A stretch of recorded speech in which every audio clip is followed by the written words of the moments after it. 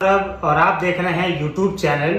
मेरे साथ बात करने के लिए मौजूद हैं Vardhaman Kaushik sir, senior advocate on record supreme court of India. ये कोई परिचय के मोहताज नहीं हैं और राजस्थान वाद वगैरह इन्होंने ही लीड किया है और आज पूरे बिहार की उम्मीदें इनसे है। हम इनसे बात करते हैं कि बिहार के बीएड के छात्रों को अब क्या करना चाहिए, उनका भविष्य क्या अंधकार में है या अभी भी कोई उम्मीद की किरण बची है। स्वागत है सर आपका हमारे इस यूट्यूब चैनल पे। बहुत बहुत धन्यवाद सर, ये बताएं कि बिहार के छात्र जिनकी परीक्षा सुप्रीम कोर्ट के निर्णय जो कि 11 अगस्त को आया था उससे पहले की है और उनका एग्जामिनेशन वगैरह भी यूपीएससी ने कंडक्ट करा लिया है, तो क्या बिहार के बीएड के उत्तीर्ण छात्रों को अभी भी आशान्वित होना चाहिए या उनकी पूरी जो है आशा समाप्त हो चुकी है, कोई होप नहीं है सुप्रीम कोर्ट की तरफ से?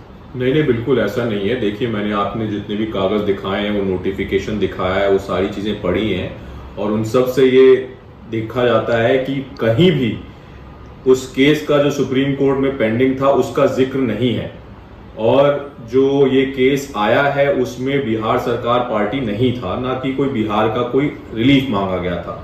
तो ये बहुत ही स्ट्रॉन्ग पॉइंट है कि हम लोग ये कह सकते हैं कि ये बात पता थी कि सुप्रीम कोर्ट में देवेश शर्मा जी का केस ऑलरेडी चल रहा था, उसके बावजूद ये नोटिफिकेशन आया, तो ये नोटिफिकेशन उससे अफेक्टेड नहीं है।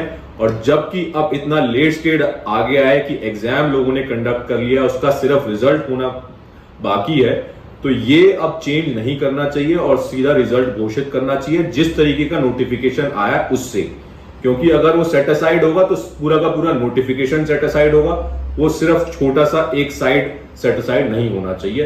तो वो ना होने की बजाय जो ऑलरेडी प्रोसेस किया जा चुका है उसको नजर रखते हुए और ये देखते हुए कि कई बीएड ऑलरेडी अपॉइंट किए जा चुके हैं बिहार सरकार। जी, मैं 1 मिनट रुकना चाहूंगा सर कि एनसीटी का जो गजट 2018 में जिसको सुप्रीम कोर्ट ने सेट असाइड किया, उसके बाद बिहार में छठे चरण में करीब 48,000 शिक्षकों का अपॉइंटमेंट हुआ जिसमें बीएड योग्यताधारी भी थे।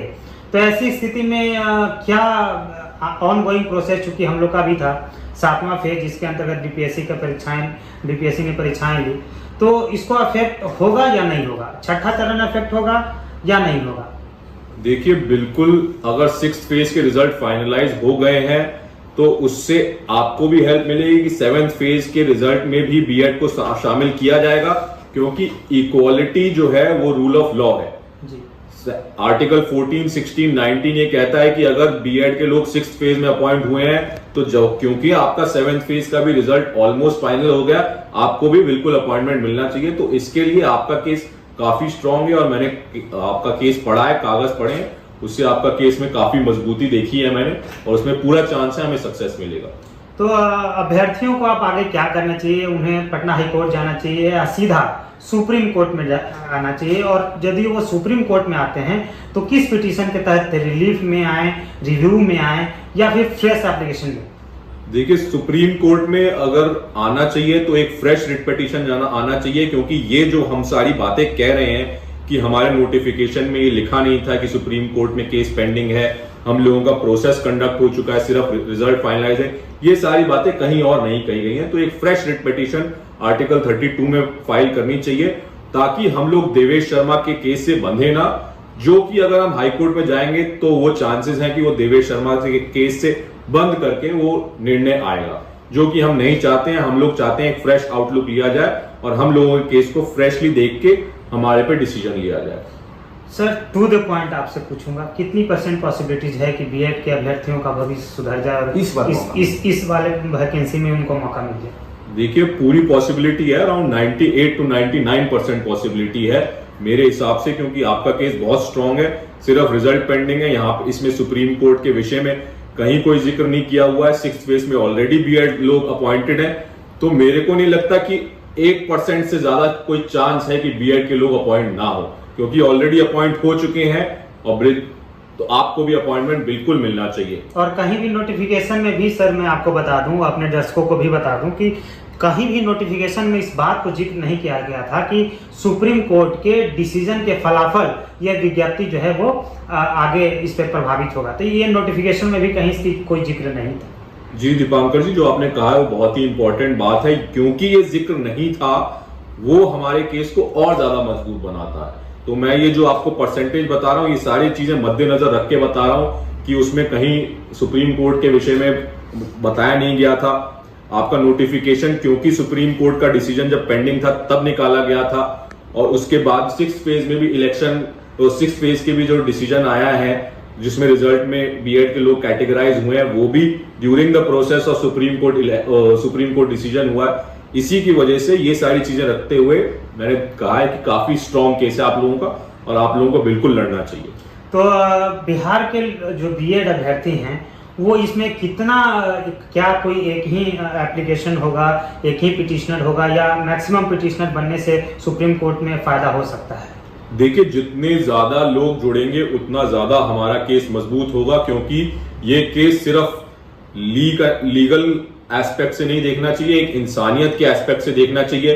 कितने लोगों ने प्रिपरेशन करी है, कितनी शिद्दत से लोगों ने कितने सालों से प्रिपरेशन करके एग्जाम लिखा है, और अगर वो एग्जाम निरस्त हो जाएगा, आप लोग इनएलिजिबल हो जाएंगे, उससे कितना फर्क पड़ेगा, ये बात सुप्रीम कोर्ट में कहना और दर्शाना बहुत जरूरी है। तो जितने ज्यादा से ज्यादा लोग जुड़ेंगे उतना ज्यादा जरूरी है, और बीएड लोगों को ये अपना पर्सनल फीलिंग्स और एक्सपीरियंस एक्सप्रेस करना बहुत जरूरी है। तो सुना आपने कि मैक्सिमम पिटिशनर जितना अधिक होगा ये केस को उतनी ही मजबूती मिलेगी। तो आप सब और जितने भी आपके नज़र में बीएड के अभ्यर्थी हैं, आप सबको एकजुट करें, मैक्सिमम पिटिशनर्स इस केस में बनाएं, ताकि सुप्रीम कोर्ट एक सहानुभूति पूर्वक भी आप पर विचार करे। इसके अलावा एक और सवाल है सर कि क्या हम लोग सीनियर काउंसिल को भी, जैसे मुकुल रोहतगी हो गए, मनिंदर सिंह हो गए, या फिर कपिल सिब्बल हो गए, इन चेहरों को भी हम लोग इस केस में उतार सकते हैं? तो कितना फायदा अभ्यर्थियों को मिलेगा?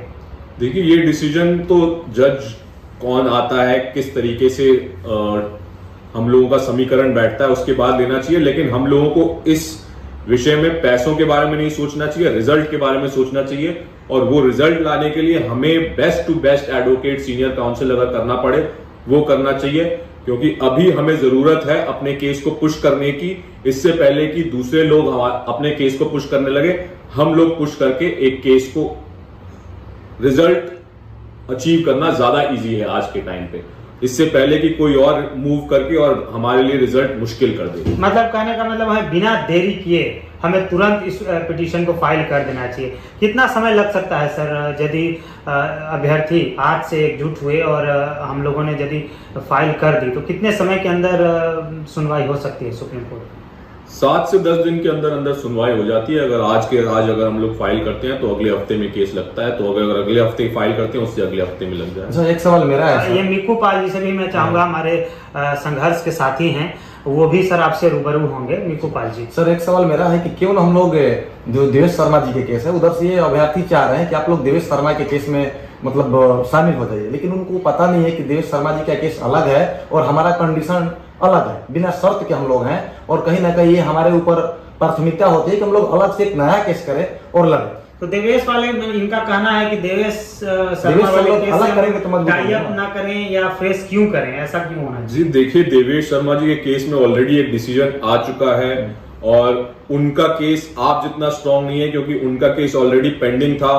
तो उनके जितने भी नोटिफिकेशन आए उसमें सुप्रीम कोर्ट के केस के बारे में जिक्र था, वो ऑलरेडी पार्टी थे, हाई कोर्ट ऑफ राजस्थान ने ऑलरेडी सेटिसाइड किया हुआ था, तो उनका केस ऑब्वियसली इतना स्ट्रांग नहीं है।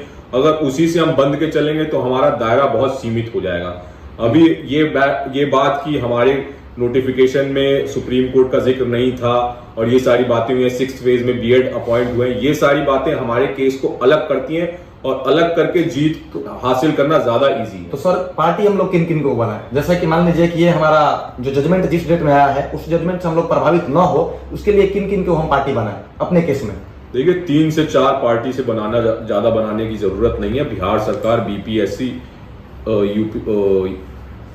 यूनियन ऑफ इंडिया को पार्टी बना लेंगे और एनसीटीई को पार्टी बना लेंगे, उससे ज्यादा पार्टी बनाने की जरूरत नहीं है, क्योंकि हम जितने कम से कम लोगों को पार्टी बनाएंगे उतना ज्यादा से ज्यादा हम लोगों की केस की सुनवाई होगी और हमें रिजल्ट मिलेगा।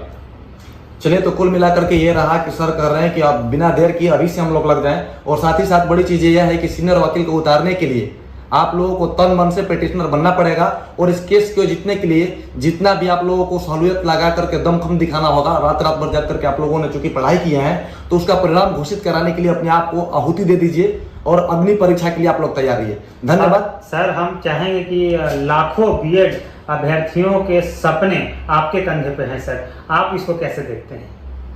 देखिए, जो भी लड़ाई है, सच्चाई की लड़ाई है, सही की लड़ाई है, वो हमेशा संघर्ष से जुड़ी होती है। जैसा कि अभी हम बात भी कर रहे थे, तो संघर्ष में जुड़े रहिए, रिजल्ट प्राप्त करवाएगा भगवान। आज जन्माष्टमी का दिन है, जन्माष्टमी के दिन कृष्ण कन्हैया से हम विश्वास रखते हैं कि वो हमें संघर्ष का फल जरूर प्राप्त कराएगा। और बिल्कुल आगे बढ़िए, निश्चिंत होकर आगे बढ़िए, आपका केस बहुत स्ट्रांग है, विजय होंगे हम लोग। तो बहुत बहुत धन्यवाद सर आपकी इतनी पॉजिटिविटी के लिए, और आप सब हमसे बने रहें आपकी मजबूती के साथ। अपने सपने, आप उन सपनों के लिए जो आपके माँ बाप ने देखे थे, उन सपनों के लिए जो कि आपको भविष्य को संवारने वाली है, इसके लिए हम लोग कमर कस चुके हैं। अब लड़ाई में हम लोग पीछे नहीं होना है, एकजुट रहें, संगठित रहें। आपका जय निश्चित है, आपका विजय निश्चित है। धन्यवाद, आभार, मिलेंगे फिर।